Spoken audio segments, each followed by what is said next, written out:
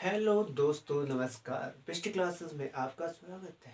तो आज हम कंपटीशन के लिए अनुच्छेद यानी कि आर्टिकल से रिलेटेड ट्रिक्स लेके आए हैं। किस तरीके से आपको अनुच्छेद करने में दिक्कत हो रही है तो हम कैसे याद करें शॉर्ट ट्रिक से, ताकि हमको याद भी हो जाए एग्जाम में और क्विक रिविजन भी हमारा हो जाए। तो आर्टिकल्स यानी कि अनुच्छेद संविधान का बहुत इंपॉर्टेंट अहम भाग हो जाता है। ठीक है, तो आर्टिकल्स को याद करना थोड़ा कठिन हो जाता है क्योंकि इनकी संख्या अधिक है। तो आइए फर्स्ट शुरू करते हैं सरला से। ठीक है, हमने एक नाम लिया सरला। क्या लिया है? नाम सरला। ये सरला नाम बहुत खास है। क्यों है खास? क्योंकि इसमें छुपे तीन चीजें। ठीक है, इसमें इसमें छुपा गठन का, ऑर्गेनाइजेशन कैसे बन रहा है तो उससे रिलेटेड। सौ मतलब होता है संसद। सौ मतलब होता है संसद का गठन।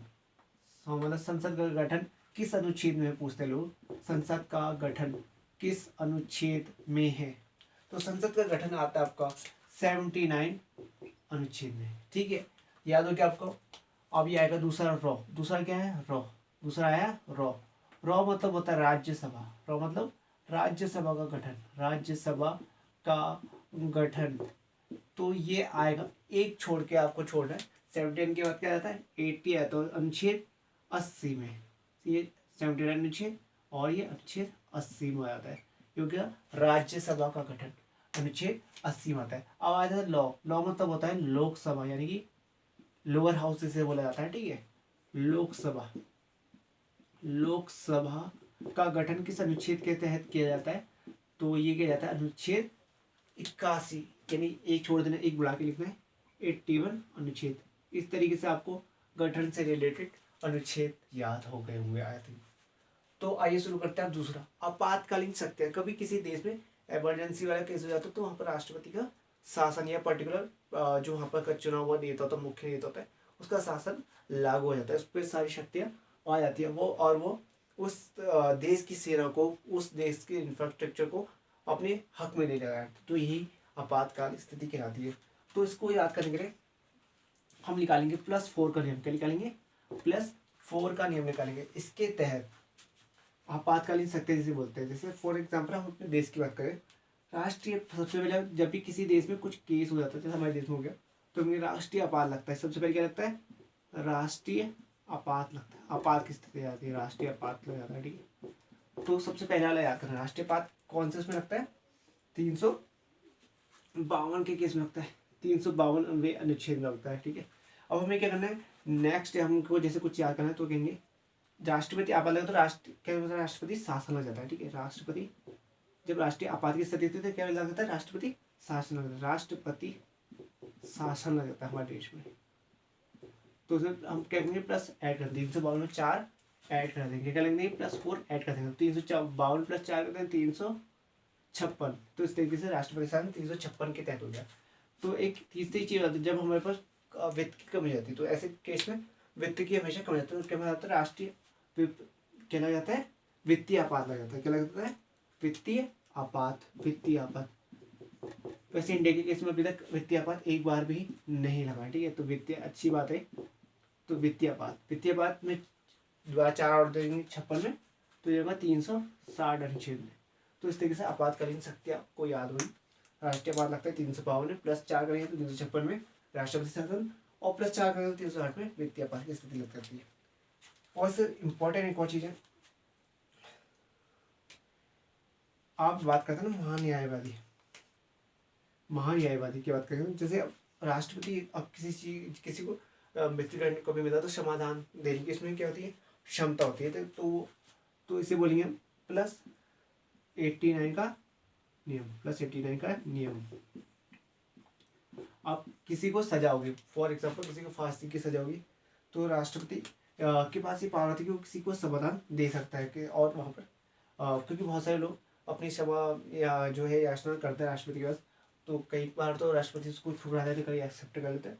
तो राष्ट्रपति के पास एक बोलते से बोलता है क्षमादान की शक्ति थी, क्षमादान की शक्ति। इससे बचने के लिए क्या कहता है? राष्ट्रपति 72 अनुच्छेद 72 के तहत किसी को क्या दे सकता है? क्षमादान दे सकता है।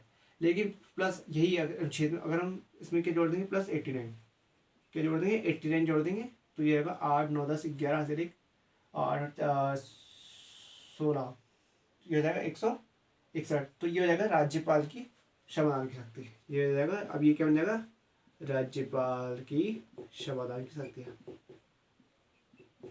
यानी कि जो राष्ट्रपति की शक्ति है उसमें +89 जोड़ देंगे तो पहले तो समाधान था राष्ट्रपति का, किसका था, राष्ट्रपति का समाधान, राष्ट्रपति का समाधान।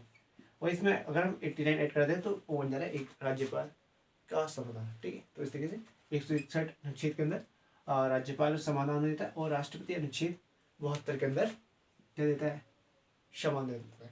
और इम्पोर्टेंट एक और चीज, अब हम आज बात करने वाले थोड़ा सा नेटो के बारे में। ठीक है, किसके बारे में, नेटो के बारे में। नेटो बहुत खास एक ऑर्गेनाइजेशन हो जाता है आजकल की स्थिति को देखते हुए। ठीक है, क्या होता है, खास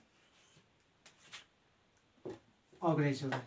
इसका मतलब है NATO, इसका नाम बहुत बार सुने होंगे। ठीक है, तो नेटो का फुल फॉर्म क्या था, सबसे पहले तो ये पूछेंगे, क्या होता है, नॉर्थ एटलांटिक ट्रीटी ऑर्गेनाइजेशन। क्या, ऑर्गेनाइजेशन,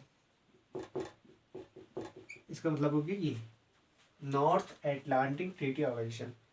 तो जो नेटो का जो ये हो गया था, ये एक ट्रीटी हुई थी, इसे बोला जाता है, क्या बोलता है, एक ट्रीटी, वो इसे बोलता है वॉशिंगटन ट्रीटी, क्योंकि इसमें वॉशिंगटन उस टाइम प्रेसिडेंट रहे होंगे। तो वॉशिंगटन ट्रीटी के दौरान इसका गठन हो जाता है कौन से सन में, ये कौन से सन में हो जाता है, 4 अप्रैल 1949, 4 अप्रैल 1949 में इसका गठन होता है। इसमें हालांकि प्रेजेंट टाइम में 32 देश शामिल है, कितने, 32 कंट्रीज इसमें शामिल है। ठीक है, और इसमें न्यूली जो है 2024 में स्वीडन को इसमें क्या, इसकी जो है नागरिकता का है, या चाहे इसमें पार्टिसिपेंट्स लिया है नेटो के अंदर। ठीक है, और नेटो की एक और खासियत है, इसका एक अनुच्छेद 5 है, क्या है, अनुच्छेद आर्टिकल 5 है, तो बहुत फेमस है। उसको बोलते हैं कलेक्टिव डिफेंस, बोलता है उसी के बोलते हैं कलेक्टिव डिफेंस। कलेक्टिव डिफेंस का मतलब क्या होता है, यदि आप किसी भी नेटो में शामिल देश, किसी भी नेटो में शामिल देश वो क्या करो कि ऊपर कोई अन्य देश, अदर देश क्या करता है, अदर देश क्या करता है, अगर अटैक कर देता है, क्या कर देता है, अटैक कर देता है, तो ये जो अटैक है ये उस नेटो में सारे देशों पर मार जाएगा और वो देश उस देश की रक्षा करेंगे और वक्त आने पर उस पर भी हमला कर सकते हैं, जो हमारे नेटो देश पे हमला कर। तो ये अनुच्छेद 5 कलेक्टिव डिफेंस बहुत इंपॉर्टेंट हो जाता है नेटो के केस में, नेटो ने उसमें। तो 2026 में क्या करा, हर देश जो इसमें शामिल है वो अपनी 2% GDP का यहाँ देते हैं, कहाँ देते हैं, इस नेटो पर खर्च करते हैं, ताकि अपनी सुरक्षा की प्रतिबद्धता को जारी रख सके। और इसका एक और क्वेश्चन पूछा जाएगा, इसके महासचिव कौन है, महासचिव। तो ये बहुत पूछा गया क्वेश्चन, ये इसका सचिव मार्क रूटे। क्या है, मार्क रूटे। हाँ, ये जो है ये पहले किसी के राष्ट्रपति रह चुके, किसके रह चुके, नीदरलैंड के राष्ट्रपति रह चुके, क्या इसके, नीदरलैंड के राष्ट्र PM रह चुके हैं ये। और ये कब बने मार्क रूटे, 10 अक्टूबर 2024 में, 10 अक्टूबर 2024 में इसके महासचिव बन जाते हैं। तो NATO is stand for North Atlantic Treaty Organization, which is done by Washington Treaty. It established in 4 April 1949. It includes 32 countries, including Sweden. In 2024, it's a new member, and its Anuच्छेद or the Article 5 is very important because it gives the collective defense to all the countries which are occur or which are present in the NATO or join the NATO. It means it gives a collective defense, and most of the countries in 2026 gives 2% of their GDP to this organization. So this is all we have now. I hope कि आपको सब कुछ थोड़ा बहुत कुछ सीखने को मिलेगा, कुछ हम आपसे सीखेंगे, हम कुछ आप सीखेंगे और कुछ आप हम सीखेंगे। तो इस तरीके से जो नॉलेज का आदान प्रदान वो बढ़ता है। और हमारे चैनल को शेयर कीजिए, सब्सक्राइब कीजिए, लाइक ज़रूर कीजिए। धन्यवाद।